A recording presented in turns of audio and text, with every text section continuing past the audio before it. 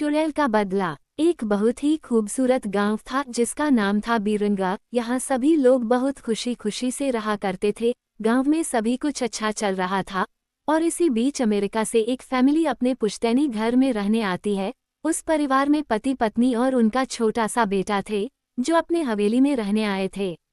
सभी के आते ही गांव वालों में खुशी की लहर दौड़ पड़ी, क्योंकि यह फैमिली कोई और नहीं बल्कि इसी गांव में रहने वाले एक पुराने जमींदार की थी और गांव वाले उनकी बहुत इज्जत करते थे। सब कुछ ठीक चल रहा था, लेकिन अचानक एक दिन इस परिवार के बच्चे की तबीयत अचानक बिगड़ने लगती है। सभी को लगता है मौसम का परिवर्तन हुआ होगा, लेकिन बात तो कुछ और ही थी। धीरे धीरे लड़के का चेहरा नीला पड़ने लगा।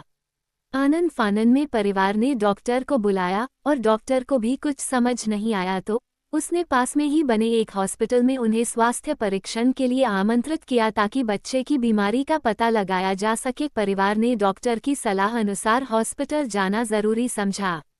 सारे परीक्षण होने के बाद भी कुछ नहीं हासिल हुआ। जैसे ही सारा परिवार गांव पहुंचा तो गांव के कुछ बुजुर्गों ने बच्चे की हालत देखकर उन्हें ओझा के पास जाने को कहा। आज भी गांवों में पुराने रीति रिवाज के अनुसार झाड़ फूंक करके इलाज करने की प्रथा कायम है। परिवार सभी सदस्य बच्चे के लिए ओझा के पास भी जाने को तैयार हो गए। गांव के पास ही पहाड़ी में एक बाबा रहते थे जो कि काली विद्या में भी माहिर थे। जैसे ही उनके आश्रम की सीढ़ियों में वह बच्चा अपने परिवार के साथ पहुंचा तो ओझा जोर जोर से चिल्लाने लगे, तू क्यों आई है? इतने बरसों के बाद भी तेरा बदला शांत नहीं हुआ। ये सब सुनकर बच्चे के माता पिता और गांव वाले दहशत में आ गए। उन्हें समझ नहीं आया कि बाबा को इतना क्रोध क्यों आ रहा है, जबकि उन्हें अभी तक कोई बात बताई नहीं गई। लेकिन बाबा तो काली माया में पारंगत थे, इस वजह से उन्हें रूहानी ताकतों को पहचानना आता था। सभी लोगों ने आश्रम में प्रवेश किया, लेकिन बाबा ने केवल उस बच्चे को पास आने को कहा। बच्चे की हालत बहुत ही खराब थी। उसकी आंखें लाल हो चुकी थी, उसका शरीर नीला दिखाई पड़ रहा था और उसके शरीर का तापमान आम बुखार से कहीं ज्यादा था। ओझा ने विभूति उठाकर के बच्चे के मुंह पर फेंका। बच्चा जमीन पर लेट गया और जोर जोर से हाथ पैर हिलाने लगा। किसी को कुछ नहीं समझा रहा था कि बाबा की विभूति से क्या चमत्कार हुआ कि बच्चा अपने आप जमीन पर लेटकर ऐसी हरकतें करने लगा। तभी अचानक बच्चा अपने पैर की उंगलियों के बल खड़ा हो जाता है और बहुत ही खूंखार औरत की आवाज में ओझा को उसके पुराने नाम से बुलाया।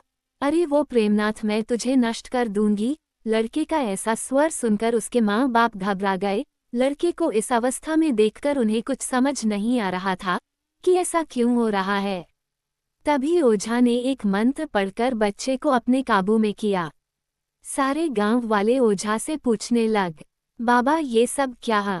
ये बच्चा ऐसा क्यों कर रहा है? तभी ओझा ने बताया कि इसके अंदर कोई चुड़ैल आ चुकी है जो कि आज 70 साल पहले चोरी के आरोप में जिंदा जला दी गई थी।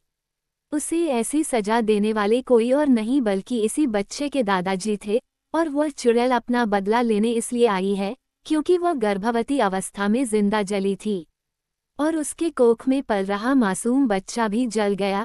इसी वजह से वह उस वंश बच्चे को भी दर्दनाक मौत देना चाहती है ताकि उसका बदला पूरा हो सके।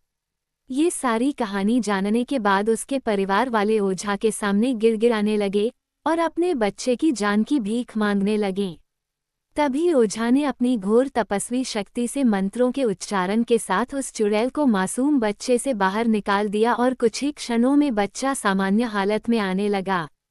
सभी को लगा कि सब कुछ हमेशा के लिए ठीक हो गया, लेकिन ये तो एक शुरुआत थी।